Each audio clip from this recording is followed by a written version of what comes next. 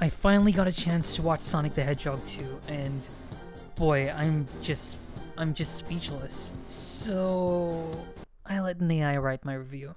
But before that, let me just say this movie is so flipping good. Even though it has its flaws, it is still a real...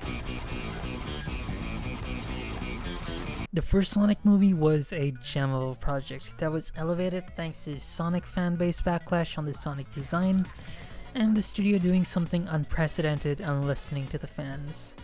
The first movie had heart and captured the essence of Sonic, and the second movie takes what you loved about the first one and turns it to 11 with the help of Knuckles voiced by Idris Elba, Robotnik played by Jim Carrey, and Tails voiced by Colleen. It is so close to being the perfect game adaptation movie.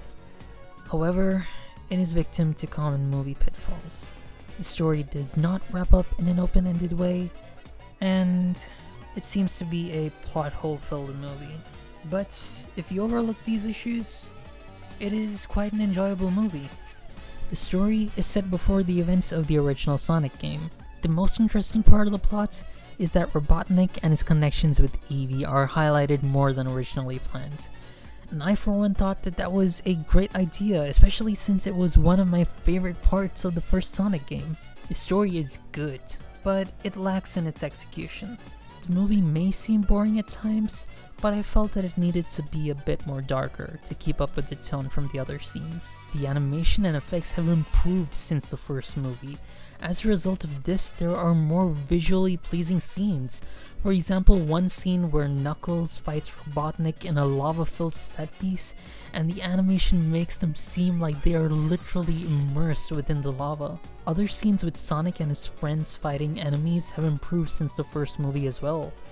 Some of these enemies include Chaos Zero, a giant version of Chaos from Sonic Adventure 2, and Metal Sonic. More on him later. The movie does a good job of portraying the characters and also creating interaction between the characters. There are so many cool fight scenes, including one where Sonic battles many Chaos War robots, and another where Knuckles and Robotnik have a boss battle in a ruined city. The action scenes come off really well in the movie, which is very much appreciated by me. The story is not necessarily bad, but it could have been better. It does a good job of keeping you entertained throughout the movie, without being cheesy or cluttered with generic filler scenes. However, it does have some problems.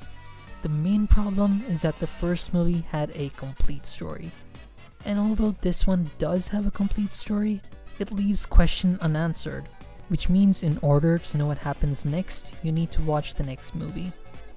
The voice acting has gotten better since the first Sonic movie, and this ranges from new actors to returning actors.